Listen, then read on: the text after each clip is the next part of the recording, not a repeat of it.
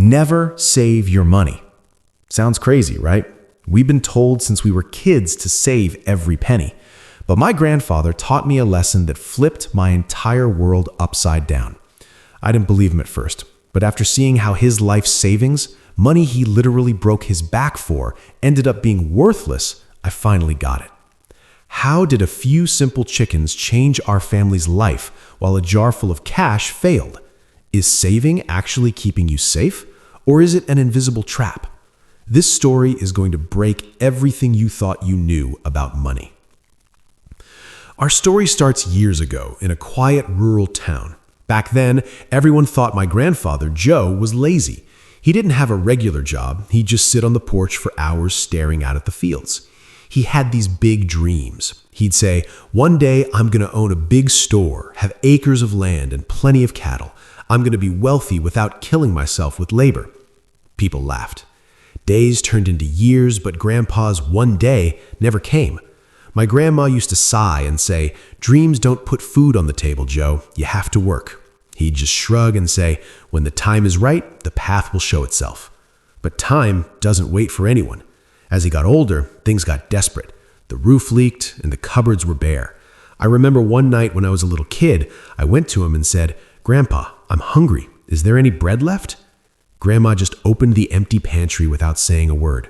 I saw his face fall. He realized his ideas weren't feeding his family. He didn't sleep that night.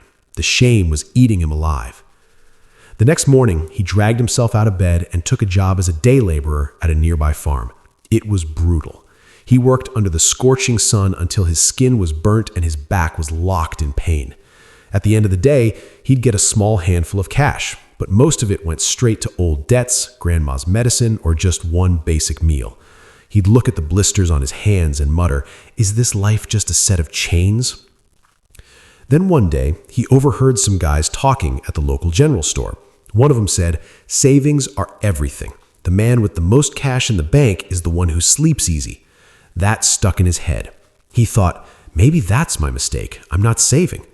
That night, he found an old glass mason jar and hid it under the floorboards.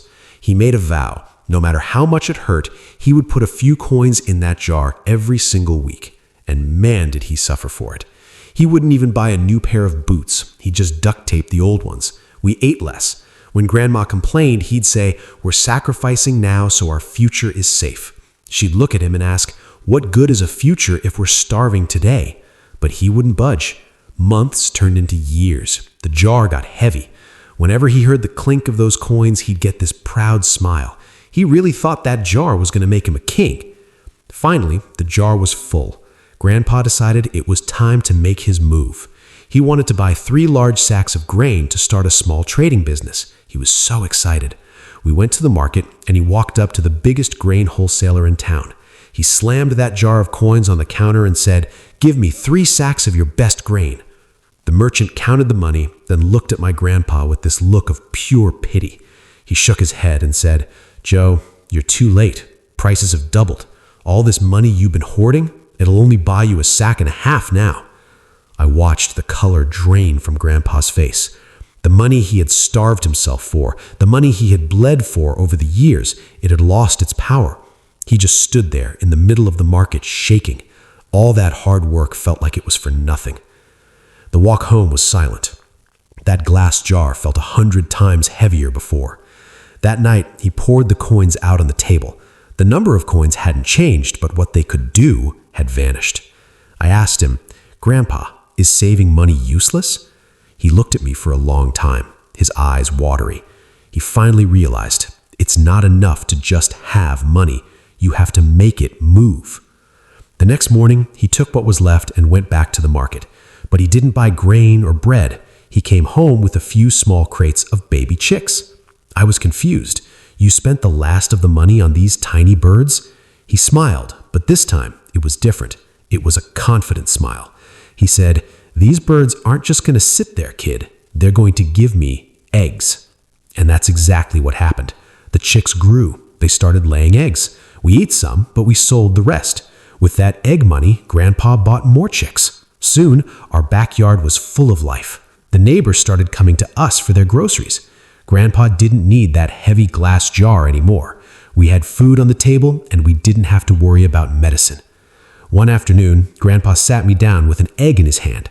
He said, "Look at this. The value of this egg doesn't just disappear with time. It feeds me, or I sell it for what it's worth today, or it hatches into a new chicken. It's not static like money in a jar. It grows. Money in a jar just gathers dust, but money put to work creates wealth." That was the biggest lesson of my life. He told me, saving money is like trying to hold water in your hands. Eventually, it's going to slip through your fingers. But if you use that water to plant a tree, that tree will feed you for the rest of your life. So, don't just save, invest.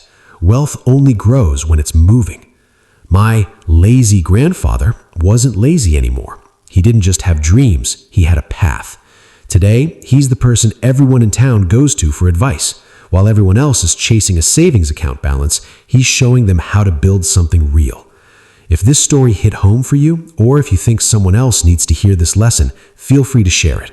And if you want to join our community and learn more about these life lessons, we'd love to have you. Knowledge is the only thing that grows the more you share it. Stay smart and don't let your hard-earned money sit idle. Put it to work.